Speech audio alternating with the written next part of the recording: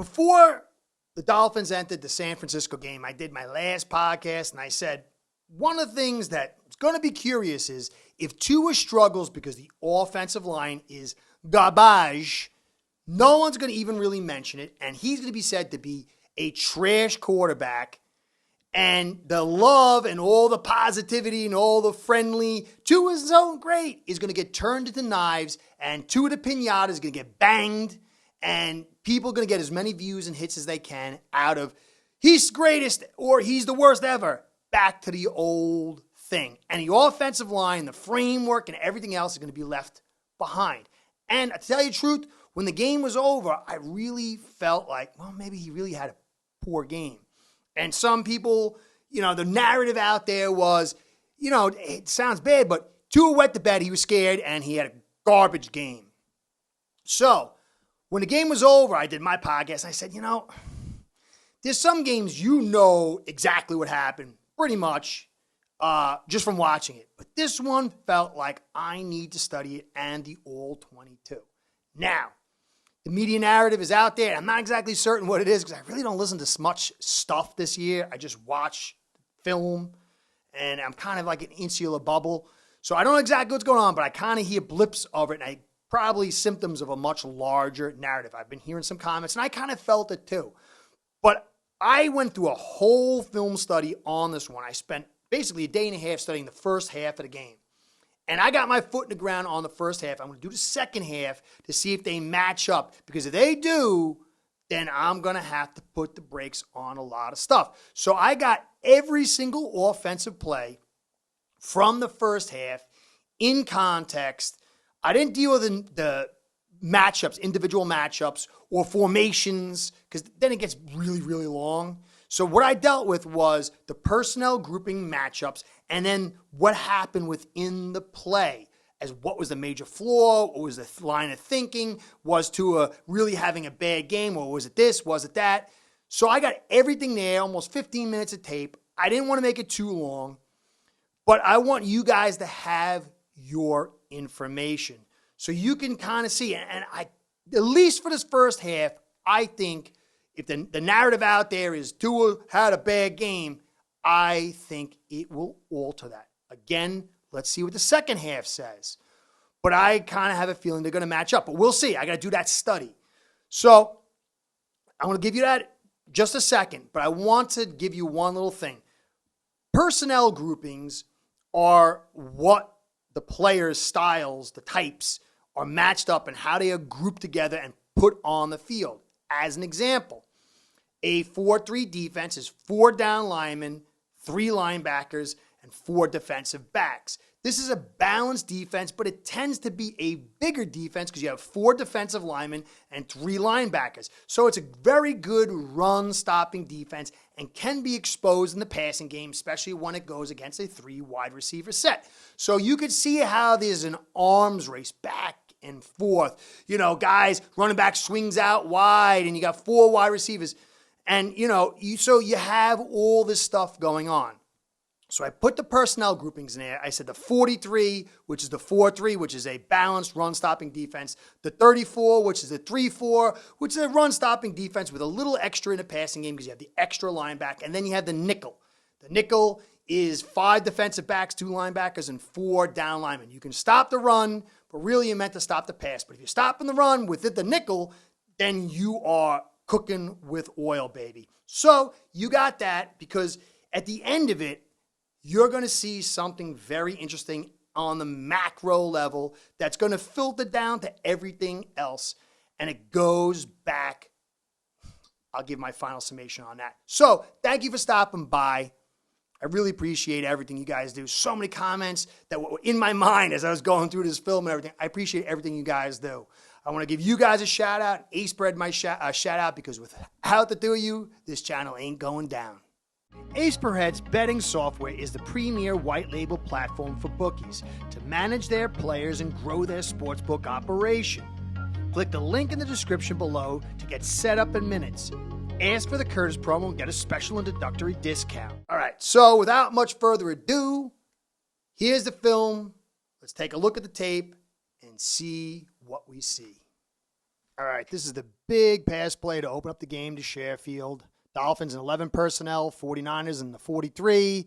Sheffield gets hit almost in stride and takes it the distance. But you'll see here the linebackers slide with Hill, who goes in motion, but they don't slide back well. Not all of them. 54 stays put and leaves that shallow window open for the quick hit, and that's a big no-no. And the safety over pursues, but it's Tua's quick release, but a sloppy play by the linebacker right there. And that was a big no-no. But 8 guys in protection and only 3 routes, and they still get the touchdown. All right, this is the first play of the second drive. It'll be 11 personnel versus the nickel. There'll be 6 blockers and 2 routes. You can tell this is a design pass to Hill, but something goes screwy. Who really knows what, but when you engage from it, you'll see Tua. He looks right at Hill, double clutches, and the corner's playing over leverage, so you expect maybe Hill should have came back, but you really don't know. But the one thing is certain, something went screwy. Now the Dolphins, they're going to come back in 11 personnel versus the nickel and run, which should be a win for us, but it's not. We only get 2 yards, and here's why. 90 shoots. Little doesn't help. Connor, who has no leverage, he needs that help because no leverage. 56 just comes in free and blasts Mostert. This is one we should have won by personnel, but it was poor blocking. We come back in 3rd and 8, and it's another 11 personnel versus nickel. There's 7 blockers, 2 pop outlet receivers, but this defense just drops very, very deep. They know what they're taking care of. The linebacker 54 plays an amazing job covering the middle, and then you got Bosa coming in free there, popping Tua, and then what a deflection. That's an amazing play, and I think it's part of the reason why Tua was throwing high, concerned about this deflection, because these linebackers are playing deep. What a hit. 6 blockers against 4 rushers. All right, this is the first play of the 3rd drive. Dolphins switch it up, go to 12 personnel, but the 49ers switch back to the 43. It's a run inside for only 2 yards. It's not a matchup win for us, but you can see what happens here, which is kind of a little... Shell and Hunt, they really can't handle the inside pressure. They can't stem him, and he just really cuts the play down, forcing Mostert to kind of bounce outside. But I wonder if he had just stayed play side and trusted in Connor and Jones, who eventually they managed to control 89 over there, and he could have probably made something much better than this, but he bounces it back, and 51's there, and Hill's not going to get that block, and so it's just killed right there. So then you get you're at a 2nd and 8 now, and it's 12 personnel versus the 43 again. You got 8 blockers in the box and only 2 routes, and then Tua gets put on pressure and has to scramble out of there, which is crazy considering all the guys you got in the box here. And there's just really no way. Only 2 routes, and there's no way he's going to make this pass. I mean, I guess he could, but that's a high-end pass. So it's 3rd and 8, 10 versus the nickel this time. They add a little receiver. And Moose Johnson says he skips the ball, and that's not what happens at all. You see there's a little leverage over the top and to the side, so Tua wants to throw it low, and it's a little too low. But when you go back and look at it here, Waddle doesn't look it in, and his hands could have got underneath the ball and made it, but he's not looking at the ball. His eyes aren't focused. So it's not a great throw, but it could have been caught. It could have been caught. All right, this is the first play of the 4th drive. You got the 11 versus the 43, so it should be a matchup advantage for us, but Gesicki's the 3rd wide, so it's really not. Gesicki looks like he's open on a deep post, and maybe Waddle could have hit him there, but the safety's dropping too, so he figures he'll go to Waddle on the crosser. But the linebackers got great depth, and Waddle is shallow to them, and Tua's got a really bad, terrible follow-through on his mechanics. Looks like a bad golf swing. And he's got to drop a little bubble into there because it's so shallow, so he throws a little high. Just terrible follow-through. But Waddle sees him right here. And if you just dial it down by like half a step, look where the ball goes. I mean, it's not like in another zip code. It's right there. You can see it's only about a foot difference. And maybe, dial it down a little bit. He could have caught it. Mostly on Tua, some good coverage, but Waddle might have been able to help that one out. Come back. You got a swing pass here, and Tua does an unbelievable job. The 12 versus the 43. He looks at the swing. The linebacker goes up. You got me. Comes back with a quick release and drives it into Smythe. Great, great pass. Then you come back and a one-option design to Ingold. And, that could look like, oh, it was a bad pass again, but this is a tough pass. Swing passes aren't easy, and you got to put it in with touch and speed because you don't want Ingle to get lit up by 7. So, yeah, it's off his fingertips. But then you go back to another one option with max blockers to Hill. Got to get that first down. First, I thought this was a bad pass, but there really wasn't many other places to put it. Just a great, great catch by Hill. But this wasn't a terrible pass at all. Where else are you going to put it? You put it out in front. Could be a pick. Could get Hill lit up. Put it right there, and that's a first. Nice pass. Could have been a little bit better. Great catch. So when you come back, it's a 12 versus the 43 again, and you get a run, and it's not good blocking. Little misses his block. Hill misses his block. But look right here. Most of it should have just kept going to the outside. What's this cutback stuff? You're super fast going against the linebackers. You're just taking it to the outside. Bad decision. So then you come back at 2nd and 10. You get the 10 versus the nickel. And, you only got 5 guys blocking, and they get ripped apart like a buzzsaw. And look at the pressure right there. Little can't handle it, and neither can Jones. And that bad platform, hands in his face, but delivers like a champ. This is a really hard pass. This is a great pass. I mean, I don't know. Just look at this. Lit up like a Christmas tree instantly. You can't do 5 against 4. And then bang, look at a quick release right there. And look at that tight window throw. First down. So then you come back and you got the 10 versus the nickel again. And you decide to do a little bubble pass here to the swing man on an RPO. But I think he should have just let it. Look at that space right there. I mean, he might have got more on a pass, but that would have brought big dividends if he could just ran right into that hole. Still, nice pickup. 2nd and 4. 10 versus the nickel again. Get a run on first down. For the first down, which was nice. Jones kind of starts losing. He starts getting beat. And so does the tight end. I can't see who that is. But Mosher does a good job just putting his foot in the ground and fighting for it, and it picks up the first down, and that was really, really nice. Then you come back first down. It's the 12 versus the nickel. And design pass to Ingle again with one really option. There's no other options. Pick up some nice yardage here. You can see that swing pass right there. But notice the linebacker depth, man. The linebackers saying, okay, stop us. So you come on back on a play action. You get the 10 versus the nickel. And notice the DL splits too, man. You got a play action rollout. And the pressure, the block just doesn't happen. Pressure gets there by Bosa. So, he can't go deep on the post where he wants to.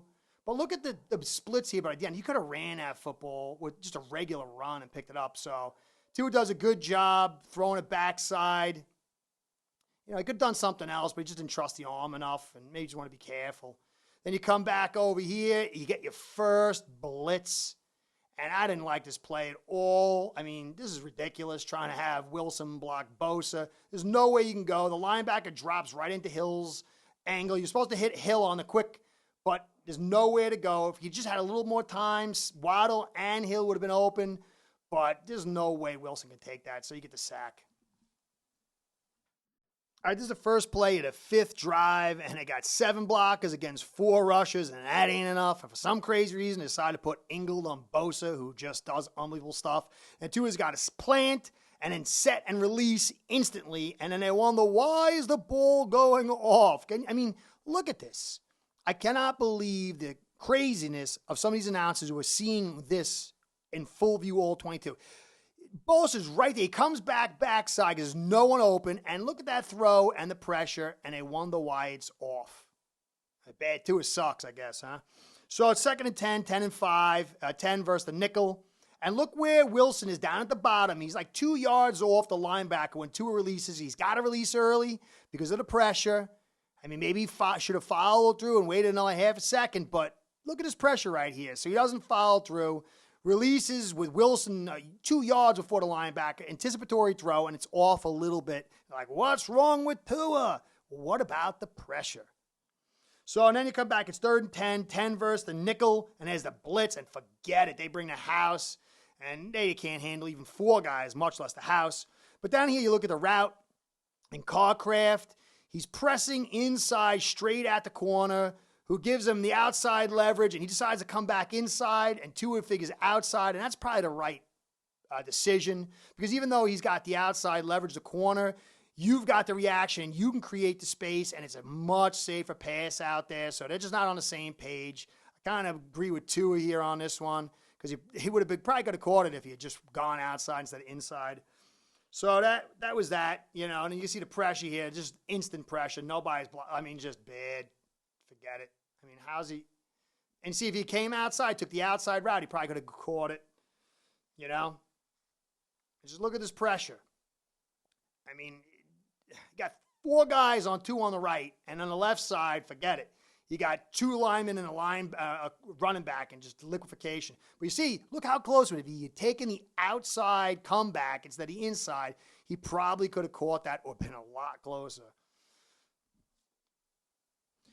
All right, this is the last drive before the end of the half, the 6th drive. You got the 12 personnel versus the 43. You got 7 blockers. You keep 7 blockers in and a guy going out to the flat. So you only got 2 routes.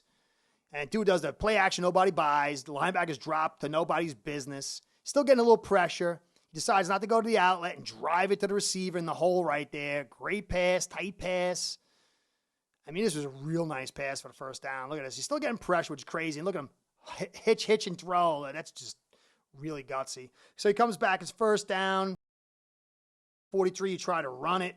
Ain't happening. Bad matchup. Bad decide. And just look at Jones, 65. He gets tossed to the side. And Mostert, he's nothing he could do. Picks up 2, so you're at 2nd and 8. So you get 12 personnel versus the nickel now, and you decide to pass, which is really not a great deal. You got 2 guys going out into routes. Again, you're trying to keep everybody to protect. And then Tua's got to throw it over the head of the safety. And this is like a bad pass, quote unquote. But look, what does he got? He looks to the right, nothing there. He could drop it off the sides to throw it over, but that safety holds him, and he's got to put it over his head. It's a little high, but, you got to make sure you don't get that ball flying through the air and get an interception, but it's almost within his grasp. So that's not a terrible throw at all. It's just a bad situation. So then you come back, and it's the blitz, and forget it. You can't block with 17 guys against 4. So it's just you get the old switcheroo, you get the old big stunt, and Bosa just comes inside free. And Tua's got no hope. No hope here whatsoever. Can't even get the ball off and just get blasted and watch him get folded up again. You could see on the opening play, we had 11 personnel against their 43, the 4-3. We took advantage of it, scored a touchdown. You could see how the personnel groupings mismatched happened. And if you go back through it, you'll see that this really came into play. A couple times we were 11 personnel against their 4-3 and tried to run. It didn't go nowhere. Now, if you go through the whole first half, we probably 85% were losing the personnel groupings arms race. How many times did you see us having 6, 7, 8 blockers and 2 guys out in routes? It was amazing we could do what we could do with so few guys in routes and passing all day. But this is not conducive. And there was a few plays he could have done better, but the whole narrative, at least for this first half, that he totally wet the bed and lost his mind, he was shaking little boy, I don't see that as the narrative of truth. Now, I'm going to do the same thing for the second half to see how it plays out. But clearly, this first half, we could not protect. And so San Fran was able to set the table because we couldn't protect 4 of their rushes with 5 of the guys, much less 6 or 7. So when we couldn't do that, it obviously put them in formation groupings advantage consistently. And this is not a winning formula. And you could see the pressure was a little bit more than you might have remembered. In fact, in 33 drops, Tua was pressured 11 times, which is 33%. 33% pressure rating, plus you're only sending 2 and 3 guys out in routes against the nickel with heavy pressure. This is not a winning framework. But I will go into the second half and do the same thing. Let me know what you think. I'm not saying I got all the answers, but I think it's pretty clear in this first half that it wasn't Tua wetting the bed. Because clearly there was a couple times where you had one of those bad passes and still got a first down. So I got to do the second half. I'm very interested to see, what do you guys think? Thanks. I put a lot of time into this, a lot of love into this, because I hate misinformation. I hate my Dolphin fans being a pinata. I hate my team being the pinata. And even too, I hate him being the pinata. So I hope this does some good. Let me know if you want me to do the second half. It was a lot of work, but I'll do it. I really had a good time. Anyway, Curtis saying thanks for staying in. Catch you next time. Be well, go Fins, and say no to fake media. Yeah, sure. Okay. Start building your own online sportsbook today by getting signed up with aceperhead.com service that'll allow you to book action on sports from all around the world.